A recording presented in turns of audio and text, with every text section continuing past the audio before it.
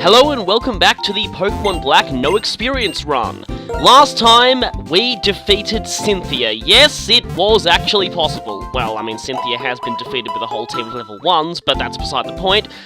Anyway, this time we're gonna take a little bit of a detour. One final detour just before we take on the last few trainers in this game. And for this one, we are sadly going to need Flash. Why did I do that? Wow, past me, you're a moron. Yeah, sadly, we are going to need Flash for this. This will be the last time we need this, and I am so glad that all the dark caves in this game are entirely optional. Seriously, Gen 5 was just so good for HM usage, they just made so much of it optional. But anyway, I don't particularly want to waste a move slot on Metagross or Bronzong. Both of these are actually pretty good Pokemon, and both of them already have very good movesets anyway. So, I would much rather withdraw a dedicated HM slave. So, guess who's up for some HM slaving? Breakout, get over here! Yeah, I am sorry about this, but you brought it on yourself by being so stubborn about not being caught. Ugh, seriously. Go and watch the part with Village Bridge if you want to know how annoying this guy was to catch. For some reason, on 1 HP with a False Swipe and Dusk Balls at night, he still refused to be caught. But anyway, the only thing I can get rid of is Zen Headbutt here, so hey, looks like I got an entire moveset comprised of field moves. Yep, a true HM slave right here. But at least, he can kind of do decent damage with Surf and Waterfall, so it's not entirely that bad. Anyway, we need to fly over to Opelucid City. Yes, it's finally time to check out that one cave that guy was blocking because we weren't strong enough. It is time to go to the Challenger's Cave. Now, weird thing about Challenger's Cave, I've never actually been there in a legit playthrough of this game. This is actually my first time going there. And it's kind of weird. Challenger's Cave really feels like kind of an afterthought. There's not very many decent wild Pokemon in there, to the point where I'm going to be using repels throughout the entire thing, because there's literally nothing useful in here. But yeah. And I can't do that because I can't get experience. But anyway, Challenger's Cave is dark and requires Flash. It requires quite a few HMs, and it is entirely optional, but really, the only thing of note in here is 1 TM. It is somewhat of a useful TM, though, so we might want to get this. And it's a trainer. Hi, Backpacker.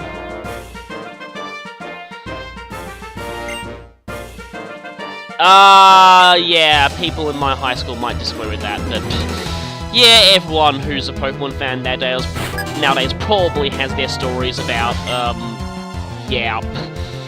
People going, oh, you like Pokemon. Only one Pokemon level 65 Golbat. This should not be too bad.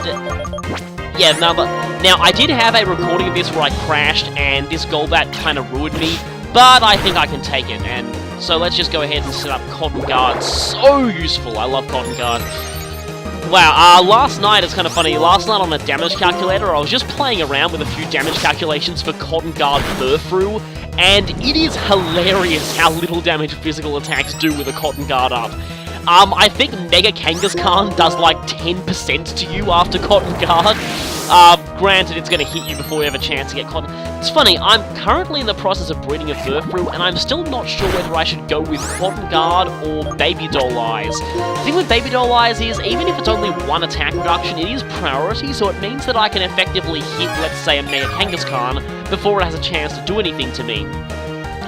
Not that I'd really want to seriously use a Furfrou against Mega Kangaskhan, but still, and it would quickly erase its drops with Power-Up Punch, but still, I'm wondering. I'm kind of leaning more towards Cotton Guard at this point, but, oh yes, Furfrou is going to be kind of hilarious. I'm sort of looking forward to using one.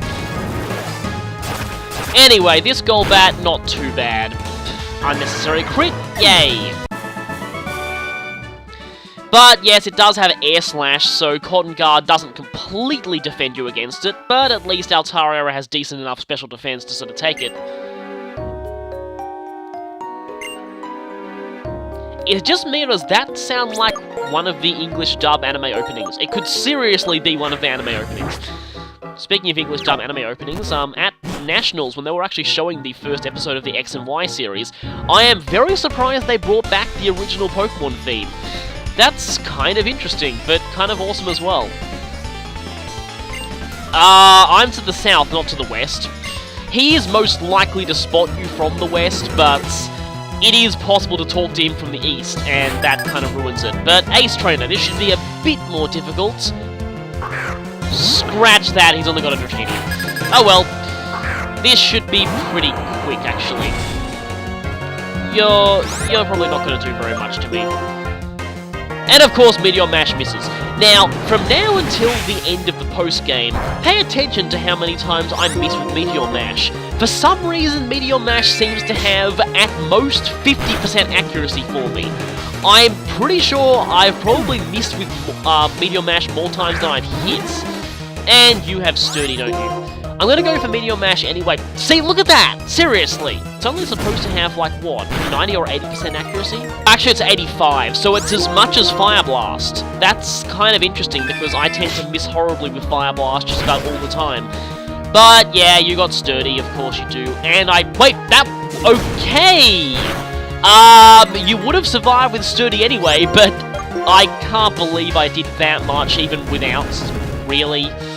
Didn't even need Sturdy. Damage ranges, gotta love them. And hi, Manectric. Pokemon weak to Earthquake, gotta love them. Hopefully this should take you out. Don't worry, you'll get your time in the sun one generation from now. Scyther. I kind of like Scyther's sprite in this one. It harkens back to its original sprite. Unlike, you know, in a lot of previous generations, like 4 and 5... Wait, this is 5. Like 4, it looked kind of different when we were standing upright, but here it's... And I've got no attack boost, of course I don't. This is gonna flinch, isn't it? And flinch! Called it! Yeah, my luck, ladies and gentlemen. Okay, at least I didn't flinch again. And goodbye, Scyther. So that wasn't too bad. Yeah, your Dratini certainly lacks proper training. How do you have a level 60 Dratini? Seriously. That's actually kind of interesting. Really, the other benefits coming in here is a bit of flavor text and world building. I kind of like that. The concept of wild Pokemon training each other, it's actually really interesting, and I wish that was explored a little bit more. Speaking of things that could have been explored a bit more, you're about to see some person... Okay, that definitely has an item in it. Ether. Okay, I'm gonna need those coming into the Elite Four, so that is good to have. Nothing in there. And a second Ace Trainer.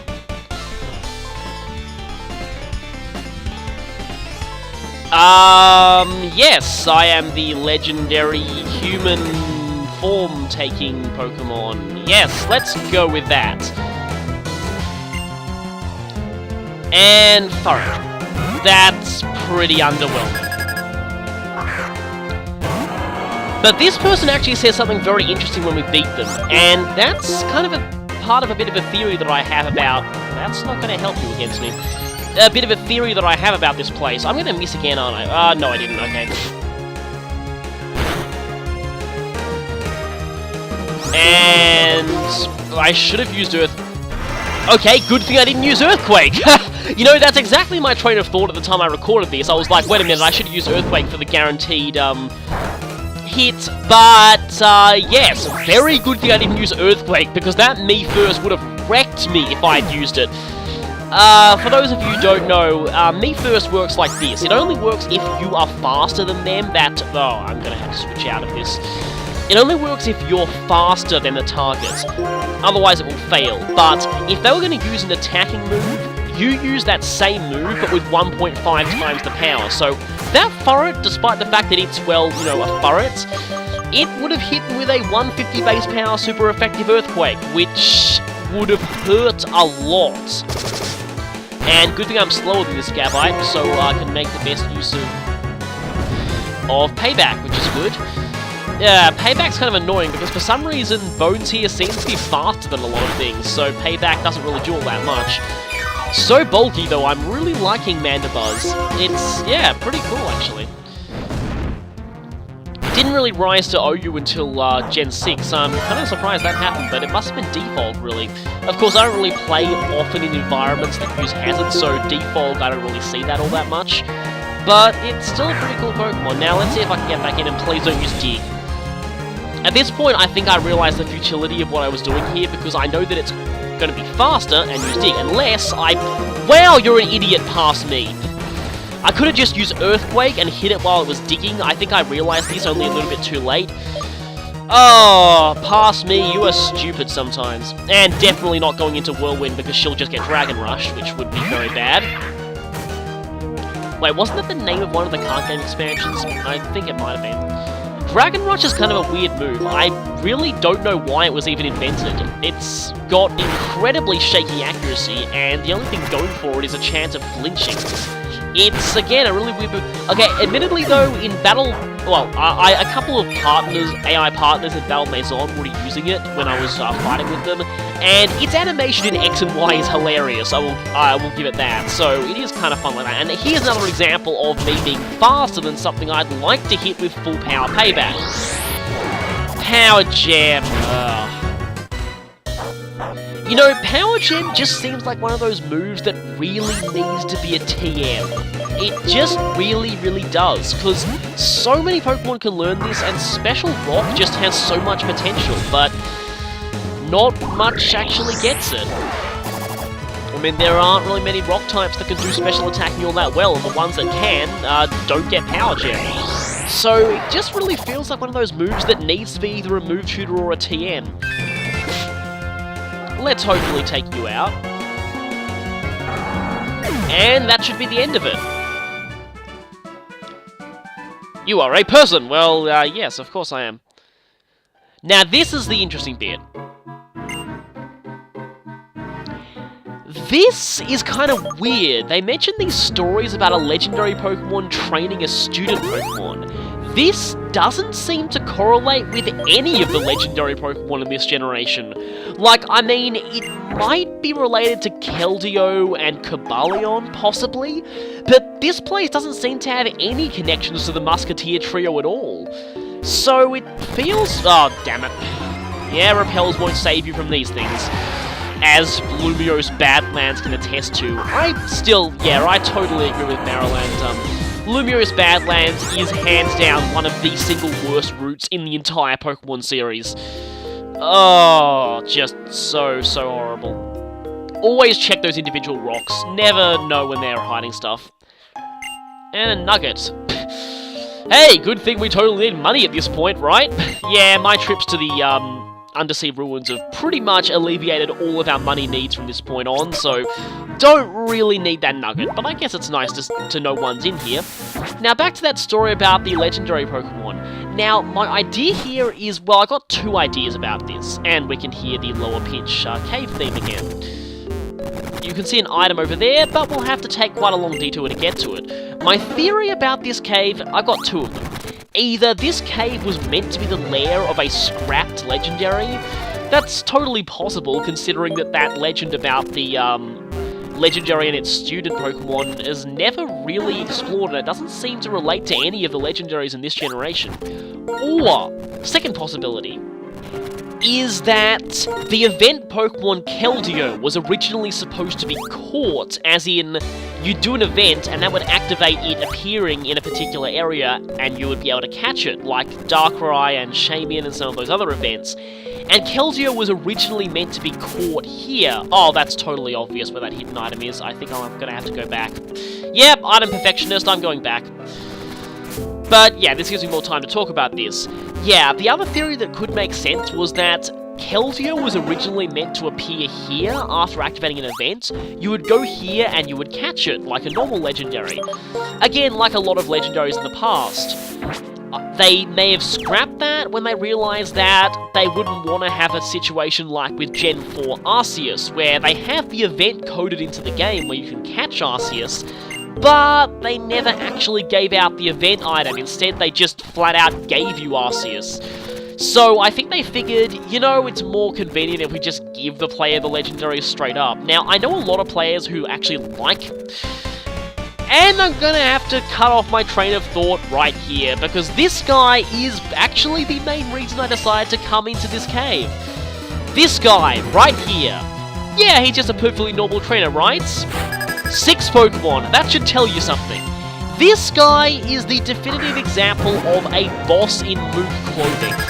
This guy right here, he has 6 Pokemon, all of them decently high level, all of them fully evolved, and all of them with reasonably decent movesets on them. This guy is, well, pretty much an optional boss.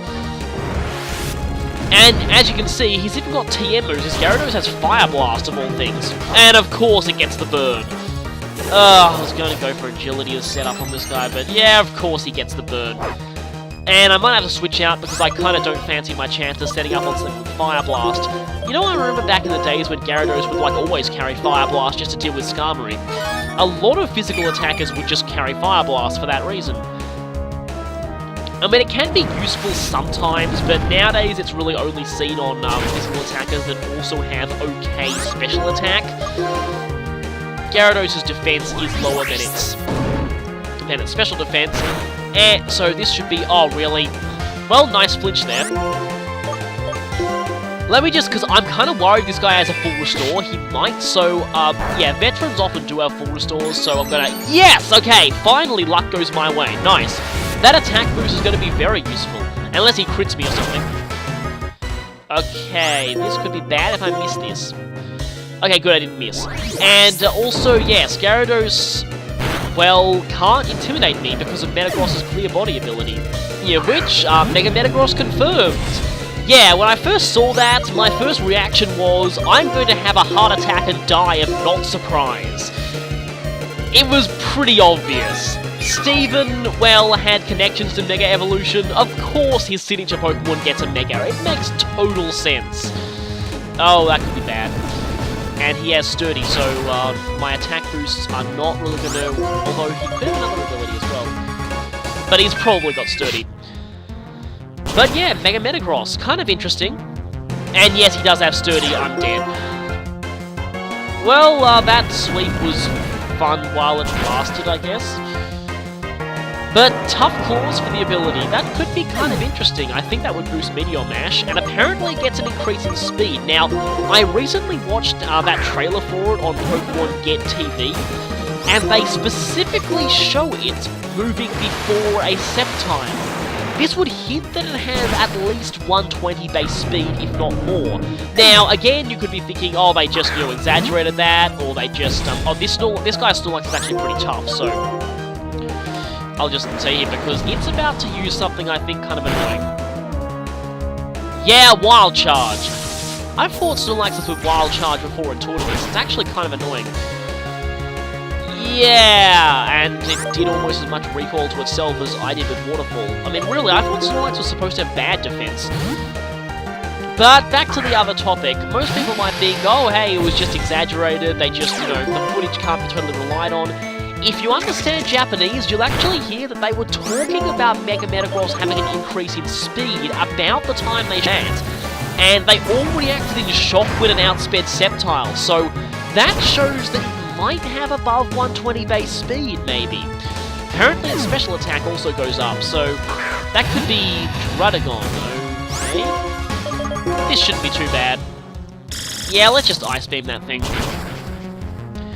So we can't really be sure until we've seen Mega Metagross' stats, but it could be kind of interesting. Metagross was kind of shafted a bit this generation due to losing its, due to gaining weaknesses to Ghost and Dark, so it'd be kind of cool to see it at least get back into the limelight, because Metagross is a pretty cool Pokemon, and yeah, it kind of deserves some attention again. I'm still waiting for them to confirm Mega Camerupt and Mega Sharpedo, but I'm not really one to speculate, and as you can see there, Toxic. Very weird choice on next Goodrill. I really don't know why it would use Toxic, but it's actually a very, very, very bad thing for a defensive tank like Mandibuzz here. Rock Slide makes sense, but Toxic? I'm a little confused as to why Excadrill would be using that. Okay. Definitely don't want to switch Volcarona into a Rock Slide. That would be incredibly dumb. Critical hit, and of course I only hit 2 times. Have I ever hit 5 times this whole run? It's always the law of multi-hit moves, that they always hit twice for you, always hit 5 times for the AI. Always, no exceptions. Okay, let's see if I can take you out. Good, I'm faster. If this doesn't KO you, I'm going to be very annoyed. Okay, good, it did.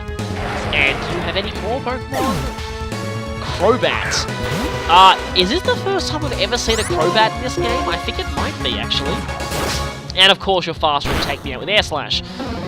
This could be a bit annoying because Volcarona is not going to like that. He's probably going to get outsped by this Crobat, actually, and Air Slash into Oblivion. So I'm going to go ahead and see if I can go for... Well, this was probably pretty stupid because I don't think I'm going to be able to outspeed this thing even with 1 Dragon Dance. Maybe not even with 2. Crobat is extremely fast, and of course I'm not faster. Wow, I was dumb to think I could be. But gonna go for Dragon Claw here to see how much I can do. Come on. Oh, less than half. Okay. Poison. Okay, that's a questionable choice. I still fainted anyway. Don't even know why I left Whirlwind in on that. But let's just finish this with Volcarona. This shouldn't be too bad. I was trying to deliberately avoid Quiver Dancing or things like that in fights like this where they're only around level 60. It just feels more fair that way. But, yeah, this guy has been defeated. This surprisingly powerful trainer. And that was actually the main reason we went down here. I kind of couldn't consider this challenge completed unless I beat this guy. Quite as bad as people like Morimoto and Cynthia, but he can be a bit of a shock to people who aren't expecting 6 Pokemon off of some random guy. Now, the thing was, when I recorded this, I was under the impression there were actually 2 superpowered veterans in here. He's actually the only one. There is one other veteran in here who you're about to see, but she does not have a full team, and they are nowhere near as powerful. But once again, revives outside of battle are perfectly fine, but I'm not allowed to use revives in battle. Those are just rules of my challenge. So yes, if I wasn't allowed to use revives outside of battle, the Elite Four would be totally ridiculous, so... Oh, that would be just outright evil. I mean, this is already going to be hard enough as it is, going into the Elite Four when they all have level 70s, and we have no higher than... Well, we've got 175, 170, the rest around 60. That is going to be difficult, so I really don't want to make that any harder. But let's just keep moving on and see what else there is to see in this cave. Hint, not much. There's a reason I'm using repels. The wild Pokemon here are not interesting at all. Oh, item. Okay, we will actually be getting that item later. Because a lot of the surf... Okay, Max Ether, again, very useful going into the Elite Four. Maybe these were the most useful things I've gotten out of this cave. Of course, there was an item over here, not going to overlook that, and that is a Timer Ball. 1 Timer Ball, really? We can buy those now, you know. And repelling back again. Oh, I love Black and White 2's innovation with repels, but that's not until later. So we're going up here, crossing another bridge. You have to wonder, who builds these bridges inside caves that are all dark that no one's really heard of? Star Piece. That's, again, would be nice if we actually needed money at this point. This is kind of weird. There's all these... This one rock surrounded by stairs. And a veteran. Now, at this point, I was actually thinking that she'd be like the other veteran, and for some reason it looks like you actually have to talk to her to initiate a battle. I'm not sure why, considering the other guy just challenged you on sight like a normal trainer, and she is nowhere near as difficult. As you can see, she only has 4 Pokemon. And one of them is a Wormadam. Yeah, like I said, definitely not as difficult. Yeah, Wormadam. Really. Wormadam. That's right, Wormadam. Another one of those Pokemon that I felt like just really, what was the point? Such a weird Pokemon that was kind of, you know, even its only, you know, more marginally useful form, this one, the Steel one, is still totally outclassed by Fortress, so... Again, I don't really see much point in no Cloyster. This could be kind of bad. Please don't have Rock Blast. Cloyster does have very, very bad special defense, so this should do quite a lot of damage. And gone. Not even sure if it even had Rock Blast or not, but Ninetales! Want to get out of that. Good thing this thing doesn't have Drought. That would be, kind of annoying. Now, most in-game Ninetales have very bad movesets, but this one at least has Fire Blast. They usually just run Confuse Ray, a bunch of bad fire moves like Flame Burst, and not much else. I remember back in Gen 4 when I used a Ninetales for Nasty Plot Hypnosis, and I was like, oh, Ninetales is totally unconventional. And then back in Gen 5, Ninetales gets Drought, and suddenly everyone uses it. And now in Gen 6, Ninetales is back to being unconventional again. Interesting how the cycle changes like that. One more, and oh, I thought it was a Lilligant at first. Thank goodness it's not a Lilligant, I hate those things.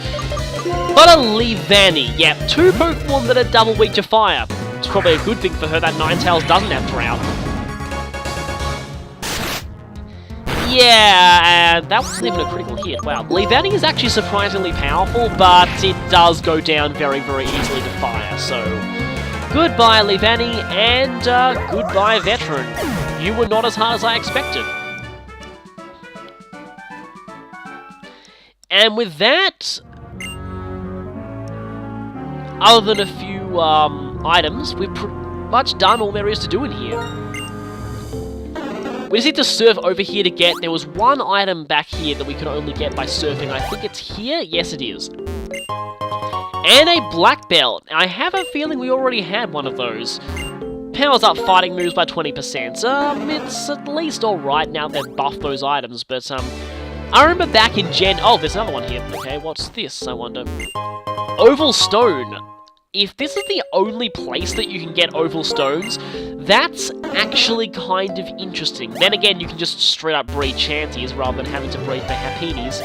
Speaking of which, breeding Pokemon that require Incensors, I never realised just how much of a nightmare it was in Gen 6, when that precludes you from using either Everstone or Destiny Knot. So down here, that was totally not obvious at all. There is a rare candy in that, and in here... The use of stairs here is so strange. It looks all weird, to be honest. And this is the main useful thing down here. TM Stone Miss. Yep, Stone Miss. And with that, we've pretty much done everything there is to do in this cave. No reason to stay in here any longer. Let's go ahead and escape rope out of here. And I will see you all next time when we take on one final opponent before the Elite Four.